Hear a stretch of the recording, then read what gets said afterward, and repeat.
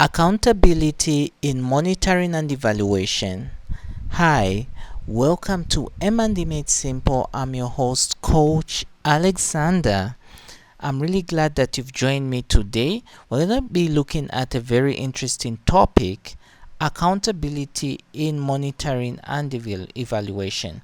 But in case you're here for the very first time, I am Coach Alexander. I've been doing this for 10 years now, and I am so proud to tell you that this is something I enjoy doing.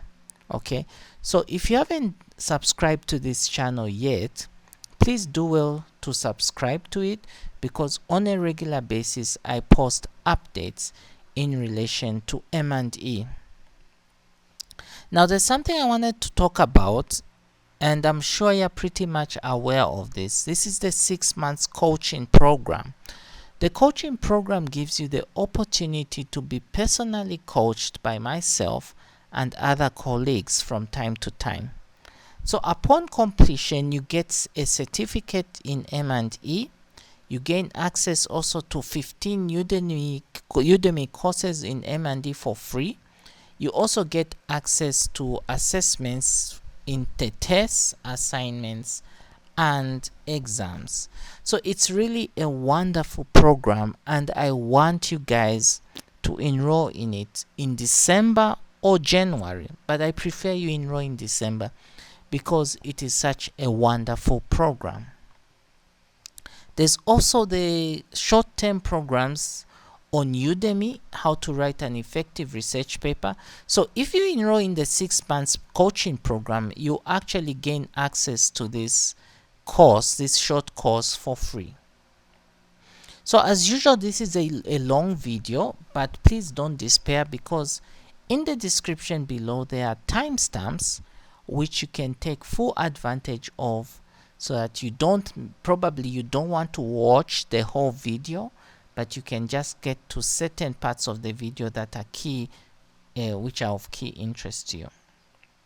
Okay, so the way this has been divided, or the outline for this presentation, we're going to start by first of all explain what is accountability, why is it important, and how is it promoted. Okay, so accountability, guys, I'm pretty sure you've heard this word being used quite a number of times, even in your organization. Accountability is simply holding the project management team responsible for the success or failure of the project. So what this essentially means is that you are implementing a project, but whatever happens along the way, somebody needs to be held responsible, and that is you. The reason is simple, guys. Stakeholders are watching you.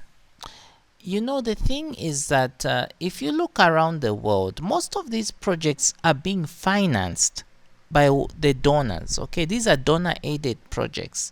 But also you find out that the government has budgeted for these kind of activities. One thing that is common about all these projects or initiatives is that a lot of money goes into them. A lot of money. I've seen projects that are worth over $10 million, okay, or maybe I'm even understating. There are projects that are even $100 million out there. That's a lot of money. And also you need to understand that for people to get this money, for the governments to spend this money, they are actually taxing their citizens heavily. I know this for sure because around the world, many of the citizens are being taxed heavily. Now, you can imagine, out of the revenue collection, the governments that are spending, out of that revenue collection, they'll allocate some funds to support these donor-aided projects in foreign countries. So the thing is that for them to do so, it's not easy, because their citizens are always on their necks. So that is why you need to take this seriously as an organization when it comes to how do you use these funds and how do you demonstrate that change has actually happened. So accountability, and this is not an academic exercise. It's easy to define what accountability is. It's also easy to give a reason why it's important. But I'm telling you from my own standpoint that the reason why it's there, it's because it's a trust issue.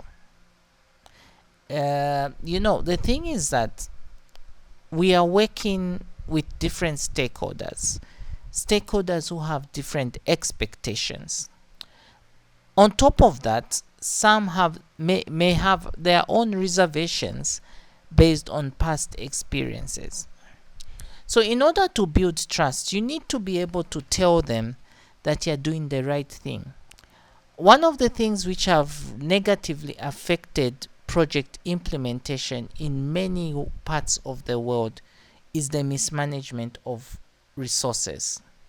So in order to avoid that, it is essential that each and every aspect or stage of the implementation cycle should be transparent, and I'm going to talk about this further when it comes to M&D. It needs to be transparent, and it needs to give the checks and balances at an appropriate time.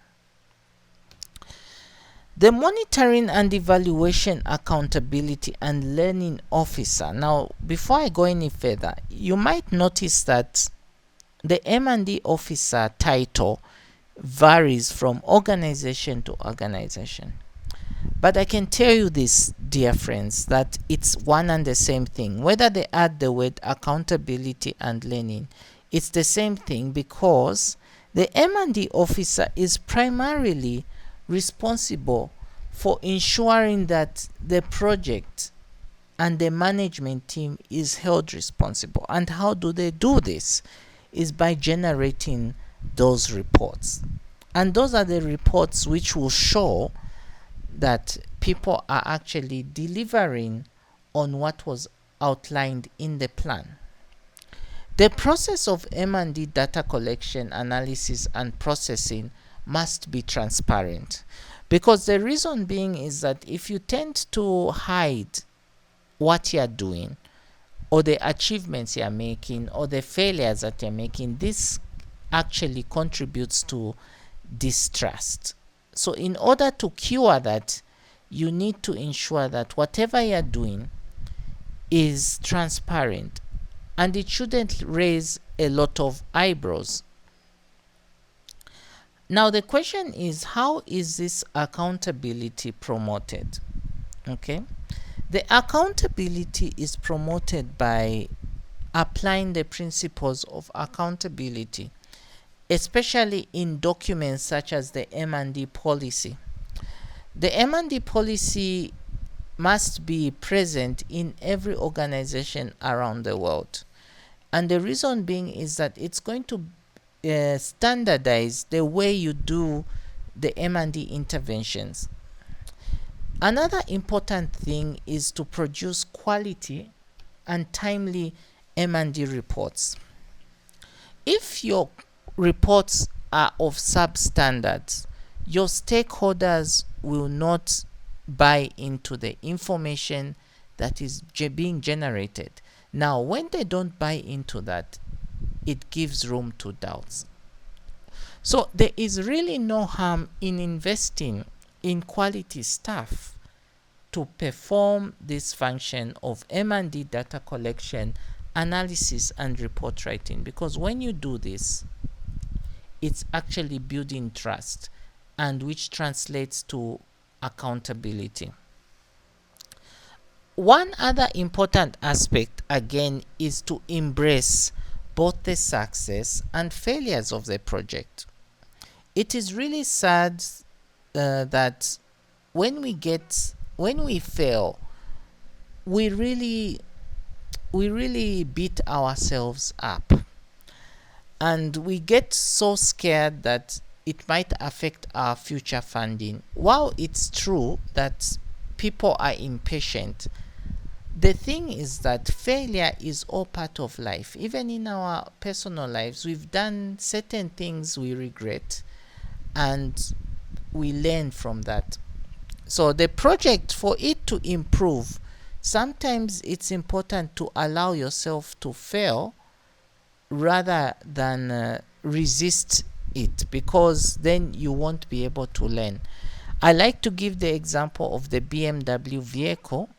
The BMW vehicle has been around for a very long time, but what the Germans have learned is that to make it better, you need constant feedback from your clients, and also you need to embrace failings.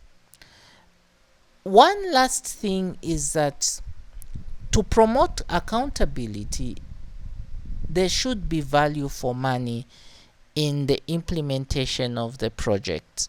Okay. Now, I have to re-emphasize this point that at the design stage of your project, make sure that all the activities you are implementing are of value.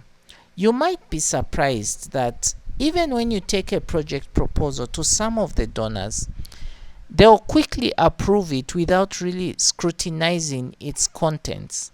And the only time they're going to now raise an eyebrow is when it comes to the evaluation of the project, because they know that if they're going to justify why they gave you funds, it's only going to come out in the evaluation. Now, the funny thing is that because they didn't read thoroughly at the initial stage, they'll when it comes to a project comes to the end, that is when they'll notice that these activities were not actually value for money. So you really need to concentrate on your design, produce activities that are quality, that are high valued, and you'll find out that in later stages your project will be endorsed and praised. So again, I wanted to talk about the 6 months coaching program before I conclude. You have to enroll in this program because you need to be coached.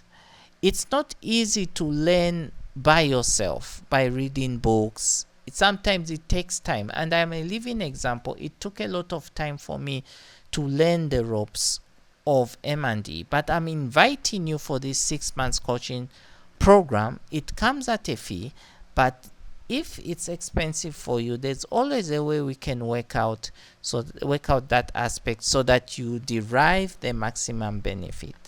So thank you so much for being part of this discussion. I've been your host, Coach Alexander, and see you on the other side. Bye.